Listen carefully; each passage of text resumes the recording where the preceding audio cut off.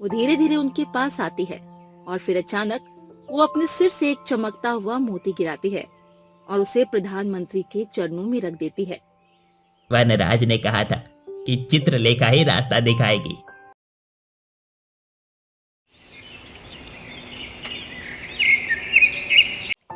दोस्तों, एक समय में अरण्यपुरी नाम का एक हरा भरा और समृद्ध राज्य था। ये अपनी अछूती सुंदरता और विशाल घने जंगलों के लिए प्रसिद्ध था। इस राज्य पर राजा वीरेंद्र शासन करते थे, जो अपनी बहादुरी और न्याय के लिए जाने जाते थे।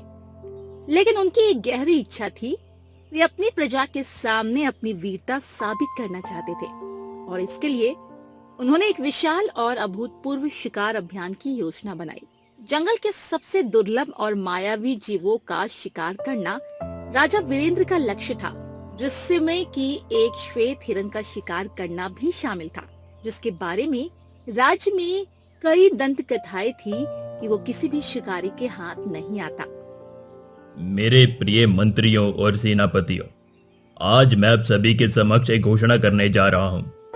मैं एक भव्य शिकार अभियान पर निकल रहा हूं। मेरा लक्ष्य उस श्वेत हिरण को पकड़ने का है, जिसकी कहानियां सदियों से हमारे राज्य में गूंज रही हैं।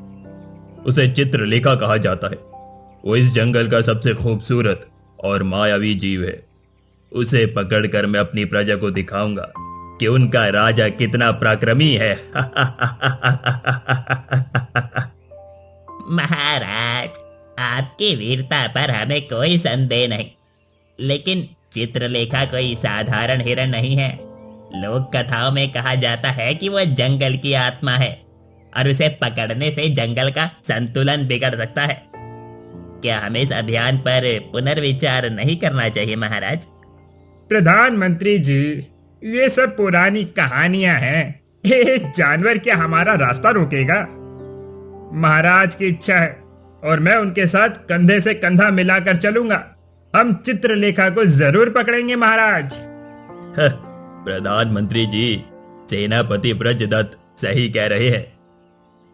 ये सिर्फ दंत कथाएं हैं। मैं अपनी प्रजा की भलाई के लिए अभियान चला रहा हूं, ताकि वो जान सके कि उनका राजा किसी भी चुनौती से डरता नहीं है।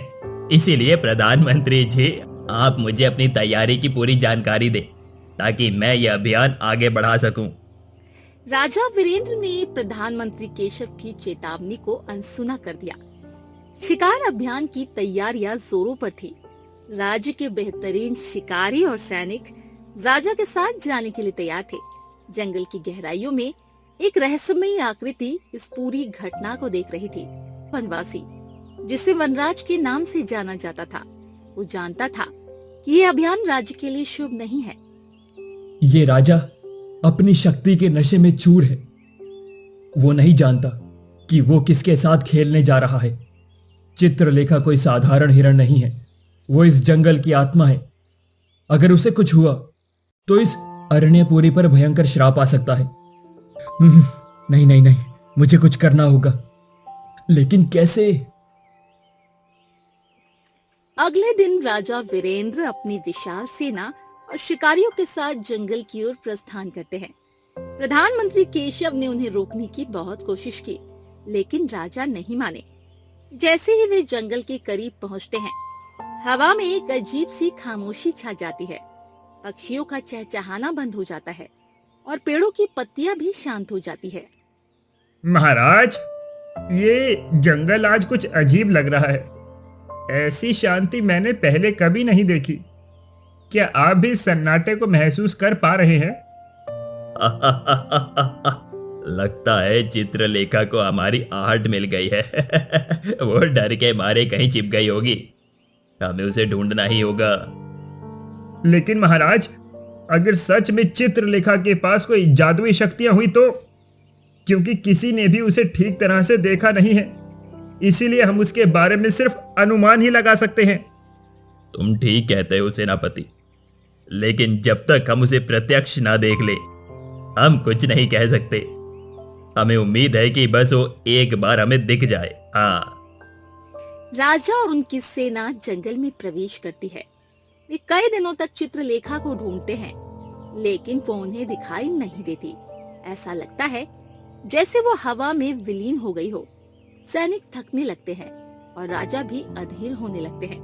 तभी एक शाम जब वे एक नदी के किनारे डेरा डाले हुए थे, उन्हें दूर से एक चमकदार रोशनी दिखाई देती है। वो क्या है? इतनी रात को जंगल में इतनी तेज रोशनी कहां से आ रही है? मुझे लगता है महाराज, ये वही श्वेत हिरण हो सकता है। उसकी कहानियों में भी ऐसी ही चमक का जिक्र है।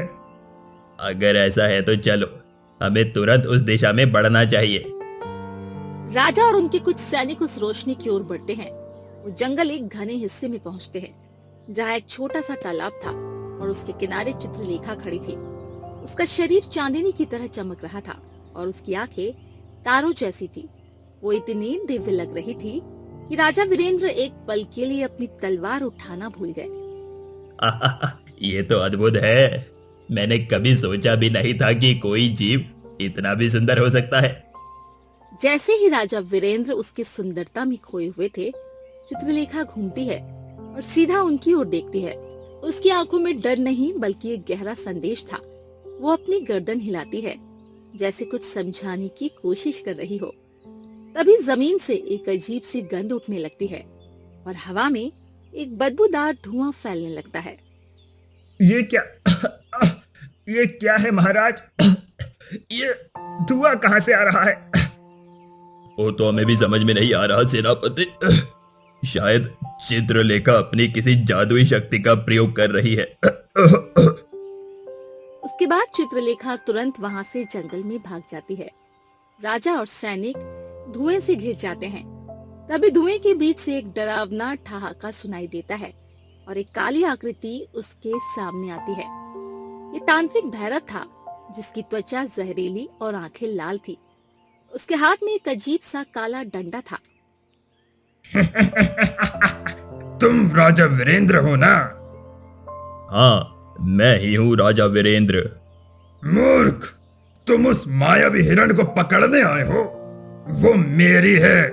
तुम उसे पकड़ने का विचार छोड़ दो और वापस लौट जाओ। तुम कौन हो दुष्ट? और तुम उस हिरण को अपना क्यों कह रहे हो? मैं तांत्रिक भैरव हूँ और मैं इस जंगल का असली स्वामी बनना चाहता हूँ। तो इसके लिए तुम्हें चित्रलेखा क्यों चाहिए? चित्रलेखा ही मेरी शक्ति का स्तोत्र है। मैं उसे अपनी काली शक्तियों से बांधना चाहता हूँ ताकि मैं पूरे अरण्यापुरी पर राज कर सकूं। तुमने उसे छेड़ा है तो अब तुम्हें इसका अंजाम भुगतना होगा। तुझे पता भी है कि तू किसे धमकी दे रहा है? राजा वीरेंद्र को। तुझे इसकी सजा जरूर मिलेगी। सजा तो मैं तुझे दूंगा, जिसे तू हमेशा याद रखेगा। अब तुम कुछ नहीं कर सकते राजा। तुम्हारी चित्रलेखा भी मेरी होगी और ये राज्य भी। तांत्रिक भैरव राजा वीरेंद्र को जंगल में एक गुफा में बंदी बना लेता है। प्रधानमंत्री जी, महाराज को तांत्रिक भैरव ने बंदी बना लिया है। उसने चित्रलेखा को अपना गुलाम बनाने की धमकी भी दी है। वो एक मायावी जादूगर है, जिसके जादू के सामने हम टिक नहीं पाए। मैंने तो पहले ही महाराज को आगाह किया था। मैं जानता था कि कुछ बुरा होगा। महाराज ने प्रकृति के नियमों का उल्लंघन किया है। अब हमें वनराज की मदद लेनी ही होगी। वही इस जंगल के रहस्य को जानते हैं और शायद वही हमारी मदद भी कर सके। प्रधानमंत्री केशव और सेनापति व्रजदत्त तुरंत वनराज की तलाश में जंगल की ओर निकलते हैं। वनराज उन्हें एक गुप्त स्थान पर मिलते हैं, जहां वे अपने कुछ साथियों के साथ छिपे हुए थे। वनराज, हमें आपकी मदद चाहिए। राजा वीरेंद्र को तांत्रिक भैरव ने बंदी बना लिया है और वो चित्रलेखा को भी अपने वश में करना चाहता है। अगर उसने महाराज को कुछ कर दिया तो यह राज्य मुसीबत में फंस जाएगा। मुझे ये पता था। तांत्रिक भैरव एक पुराना दुश्मन है, जो जंगल की शक्ति को अपनी राक्षसी इच्छाओं के लिए इस्तेमाल करना चाहता है। चित्रलेखा ही उसके रास्ते का एकमात्र कांटा है। अगर उसने चित्रलेखा को अपने वश में कर लिया तो वो अपनी योजना में सफल हो जाएगा। तो फिर अब हमें क्या करना चाहिए? हमें महाराज और चित्रलेखा को बचाना है। तुम्हें चित्रलेखा को ढूंढना होगा वही तांत्रिक भैरव को हराने का रास्ता दिखा सकती है, लेकिन वो तभी तुम्हारी मदद करेगी जब तुम उसके प्रति सच्चे सम्मान और पश्चाताप का भाव रखोगे। लेकिन वनराज जी, हम उस चित्रलेखा को कैसे ढूंढेंगे? इसमें गुप्तचर नकुल तुम्हारी मदद करेंगे। वो जंगल के हर कोने से वाकिफ हैं। वो तुम्हें उस जगह ले जाएंगे जहां चित्रलेखा अंतिम बार देखी गई थी। लेकिन याद रखना, तुम्हें उसे विश्वास दिलाना होगा कि तुम उसके दोस्त हो, शिकारी नहीं। प्रधानमंत्री केशव, सेनापति वज्रदत्त और गुप्तचर नकुल चित्रलेखा की तलाश में निकल पड़ते हैं। गुप्तचर नकुल अपनी फुर्ती और बुद्धिमत्ता से उन्हें जंगल के सबसे गुप्त रास्तों से ले जाता है। कई घंटों की खोज के बाद वे एक प्राचीन झरने के पास पहुंचते हैं, जहां चित्रलेखा अपने झुंड के साथ पानी पी रही थी। वो देखिए, वो वही है। अब क्या करें प्रधानमंत्री जी? अब उसे ये यकीन दिलाना होगा कि हम उसे नुकसान पहुंचाने के लिए नहीं आए हैं। चित्रलेखा, हम तुम्हें पकड़ने नहीं आए हैं, हमारा यकीन करो। हम तुम्हें कोई भी नुकसान पहुंचाना नहीं चाहते हैं, बल्कि हम तुम्हारी मदद मांगने के लिए आए हैं। तांत्रिक भैरव ने हमारे राजा को बंदी बना लिया है और वो पूरे जंगल को नष्ट करना चाहता है। हमें तुम्हारी मदद चाहिए ताकि हम उसे रोक सके। चित्रलेखा उनकी ओर देखती है। उसकी आंखें अभी भी संदेह से भरी थी, लेकिन प्रधानमंत्री की ईमानदारी उसे महसूस हो रही थी। वो धीरे धीरे उनके पास आती है और फिर अचानक वो अपने सिर से एक चमकता हुआ मोती गिराती है और उसे प्रधानमंत्री के चरणों में रख देती है। ये क्या है? एक मोती? अब इसका मतलब क्या है? वनराज ने कहा था कि चित्रलेखा ही रास्ता दिखाएगी। मुझे लगता है ये मोती हमें कुछ बता रहा है। जैसे ही प्रधानमंत्री मोती को छूते हैं, मोती में से एक रोशनी निकलती है और जंगल के एक विशेष हिस्से की ओर इशारा करती है। ये रोशनी कैसी है? क्या ये रोशनी हमें कोई रास्ता दिखाने की कोशिश कर रही है? आप सही कह रहे हैं, ये रोशनी इस तरफ इशारा कर रही है। हमें इसी तरफ जाना चाहिए। वो तीनों उस रोशनी का पीछा करते हैं और वो रोशनी उन्हें एक प्राचीन वृक्ष तक ले जाती है जो सैकड़ों साल पुराना लग रहा था। पेड़ के तने में एक छिपा हुआ दरवाजा था। ये तो अद्भुत है। मैं इस जंगल में बहुत बार आ चुका हूँ, लेकिन मैंने ये पेड़ पहले कभी नहीं देखा। शायद ये रास्ता ही हमें तांत्रिक भैरव तक पहुंच जाएगा, लेकिन ये किसी जादू से बंद है। तभी उस पेड़ के पत्तों में से एक मीठी आवाज आती है जो चित्रलेखा की थी। यह द्वार केवल उन्हीं के लिए खुलेगा जिन्होंने जंगल के प्रति सच्चा सम्मान दिखाया है। तुम्हें अपने भीतर के अहंकार को त्यागना होगा। प्रधानमंत्री केशव और सेनापति वज्रदत्त एक दूसरे की ओर देखते हैं। उन्हें समझ आ जाता है कि उन्हें अपनी अहंकारी सोच को छोड़ना होगा। राजा वीरेंद्र की तरह उन्होंने भी अपनी शक्ति का प्रदर्शन किया था। क्षमा मांगते हैं।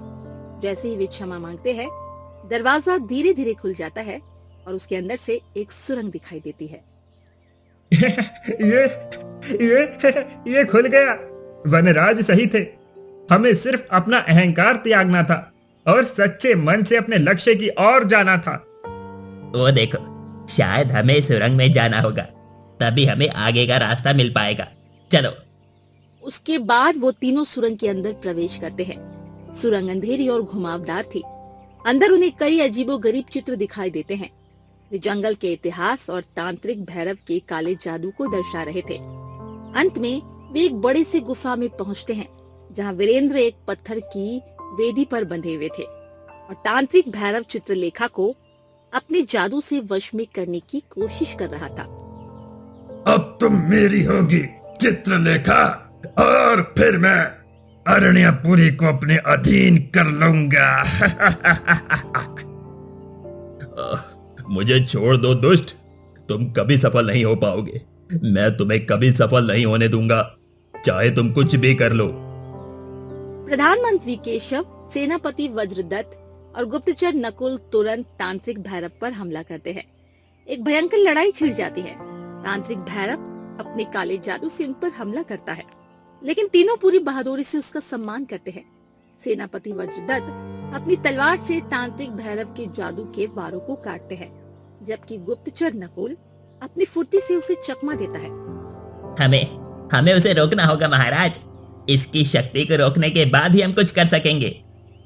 लेकिन तभी तांत्रिक भैरव अपनी शक्तियों से एक बड़ा अग्नि का गोला बनाता है और प्रधानमंत्री पर फेंकता है।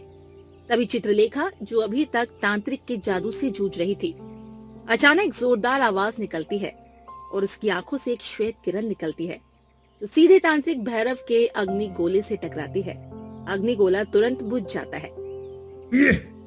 ये कैसे हो सकता है? तुमने मेरी शक्ति को कैसे रोका? नहीं नहीं नहीं, ये नहीं हो सकता, ये नहीं हो सकता।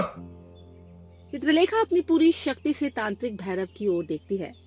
उसकी आंखों से और भी श्वेत किरणें निकलने लगती है जो तांत्रिक भैरव को घायल करती है। प्रधानमंत्री केशव इस मौके का फायदा उठाकर राजा वीरेंद्र को मुक्त कर देते हैं। चित्रलेखा, तुमने मुझे बचा लिया, तुम्हारा बहुत बहुत धन्यवाद। राजा वीरेंद्र और सेनापति वज्रदत्त मिलकर तांत्रिक भैरव पर अंतिम हमला करते हैं। चित्रलेखा अपनी जादुई किरणों से तांत्रिक भैरव को कमजोर करती है और राजा वीरेंद्र अपनी तलवार से उसे परास्त कर देते हैं। तांत्रिक भैरव का काला जादू टूट जाता है और वो राख में बदल जाता है, जिसके बाद गुफा में शांति छा जाती है। चित्रलेखा, मैंने तुम्हें पकड़ने की कोशिश की, तुम्हें नुकसान पहुंचाया। मैं मेरे किए पर शर्मिंदा हूं, मुझे माफ कर दो। तुमने मेरी जान के साथ इस राज्य को भी बचाया है। चित्रलेखा धीरे धीरे राजा वीरेंद्र के करीब आती है और वो उनके हाथों को चाटती है, जैसे उन्हें क्षमा कर रही हो। राजा को एहसास होता है कि चित्रलेखा ने उन्हें एक अमूल्य सबक सिखाया। प्रकृति का सम्मान करना ही सबसे बड़ी शक्ति है। वे गुफा से बाहर निकलते हैं, जहाँ सूरज की रोशनी उन्हें एक नई सुबह का संदेश देती है। आज से इस राज्य में कोई भी जानवर का शिकार नहीं होगा। हम जंगल और सभी जानवरों का संरक्षण करेंगे और उसे अपनी माता के समान पूजेंगे। चित्रलेखा और उसका झुंड अब हमारे राज्य के गौरव होंगे, जिन्हें कोई हानि नहीं पहुंचाएगा। ये हमारा आदेश है।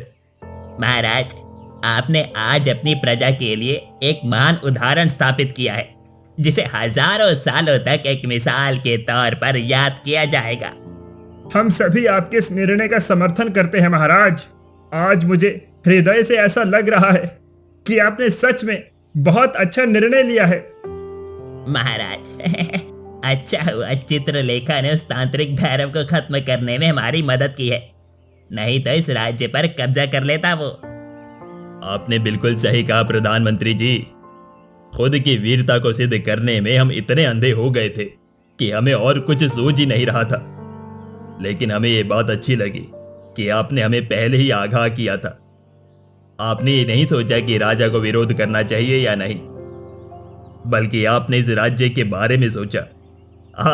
आपने ये सिद्ध कर दिया कि आप एक सच्चे प्रधानमंत्री हैं।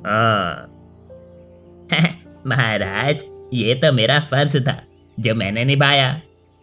हम सेनापति की प्रशंसा करना चाहेंगे, जिन्होंने मेरे कंधों से कंधा मिलाकर लड़ाई की है और हार नहीं मानी। शाबाश। राजा वीरेंद्र अपनी प्रजा के पास लौटते हैं और उन्हें सारी कहानी बताते हैं। प्रजा ये सुनकर हैरान और खुश होती है। राजा वीरेंद्र ने अपनी भूल स्वीकार की और एक नया अध्याय शुरू किया। उन्होंने पूरे राज्य में वन संरक्षण अभियान चलाए और स्वयं इसमें भाग लिया। अरण्यपुरी राज्य अब और भी समृद्ध हुआ, क्योंकि प्रकृति का आशीर्वाद उनके साथ था। चित्रलेखा और उसके झुंड को अब कोई खतरा नहीं था और वे जंगल में आजादी से घूमते थे। राजा वीरेंद्र एक ऐसे शासक के रूप में जाने गए जिन्होंने न केवल अपनी प्रजा की रक्षा की, बल्कि प्रकृति के साथ सामंजस्य बिठाकर एक स्वस्थ और खुशहाल राज्य का निर्माण किया। और इसी के साथ ये कहानी यही समाप्त होती है।